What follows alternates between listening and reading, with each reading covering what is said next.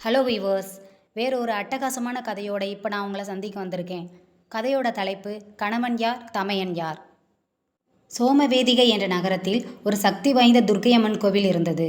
ஆண்டுதோறும் அங்கே தேர் திருவிழா சீரும் சிறப்புமாக நடைபெறுவது வழக்கம். பல ஊர்களிலிருந்து மக்கள் கூட்டம் கூட்டமாக அங்கே வருவார்கள். அந்த ஆண்டும் திருவிழா தொடங்கியது. பிரமதளம் என்ற ஊரிலிருந்து தவளன் என்ற இளைஞன் வந்திருந்தான். அதென்னங்க தவளன்கிற பேரு?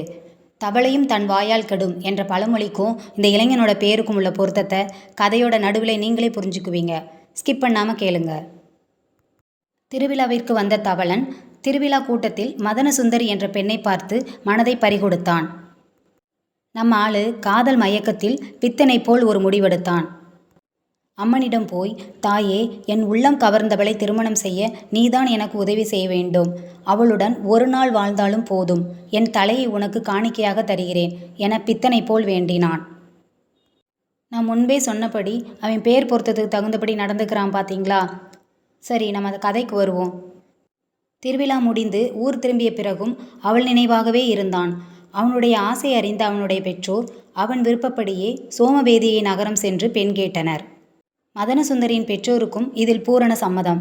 ஒரு நல்ல நாளில் அவர்களின் திருமணம் நடந்தேறியது. சில மாதங்கள் சென்றன. மதனசுந்தரியின் அண்ணன் பிரமதளம் வந்தான். நீங்கள் இருவரும் சோமவேதிகை வந்து சில நாட்கள் தங்க வேண்டும். நம் பெற்றோர்கள் அழைத்து வர சொன்னார்கள் என அன்புடன் அழைத்தான். அவனது அழைப்பை ஏற்ற அவர்கள் இருவரும் அவனுடன் சென்றார்கள். வழியில் துர்க்கையம்மன் கோயில் மரநிழலில் தங்கி ஓய்வெடுத்தனர். கோயிலை பார்த்த தவளனுக்கு பழைய ஞாபகங்கள் எல்லாம் வந்தன. தான் திருவிழா வந்ததும் மதனசுந்தரியை பார்த்ததும் அம்மனிடம் வேண்டியதும் நினைவுக்கு வந்தது. நான் கோயிலுக்கு சென்று அம்மனை வழிபட்டு வருகிறேன், நீங்கள் இங்கே இருங்கள் என்று சொல்லிவிட்டு கோயிலுக்குள் சென்றான்.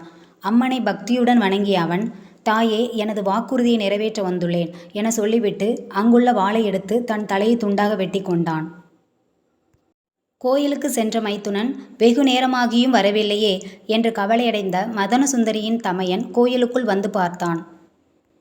அங்கே தங்கையின் கணவன் தலை வேறாகவும் உடல் வேறாகவும் கிடப்பதை பார்த்தவன், ஐயோ, என் தங்கைக்கா இந்த நிலை வர வேண்டும்? கணவன் இறந்த செய்தியை அவளிடம் எப்படி கூறுவேன் என கதறினான். அந்த வாளால் தலையை வெட்டி கொண்டு அவனும் இறந்து போனான். கணவனும் தமையனும் திரும்பாததை அறிந்த மதனசுந்தரி கோயிலுக்குள் வந்தாள். அங்கே அவர்கள் இருவரும் தலை வேறு உடல் வேறாக கிடப்பதை பார்த்ததும், நீங்கள் இருவரும் இறந்த பிறகு நான் மட்டும் உயிர் வாழ்வேனா என கூறியபடியே வாளால் அவள் தலையை அறுக்க முயன்றாள். திடீரென அவள் முன் தோன்றிய அம்மன், மகளே, உயிரை விட வேண்டாம், என்ன வர வேண்டும் கேள், தருகிறேன் என்றாள்.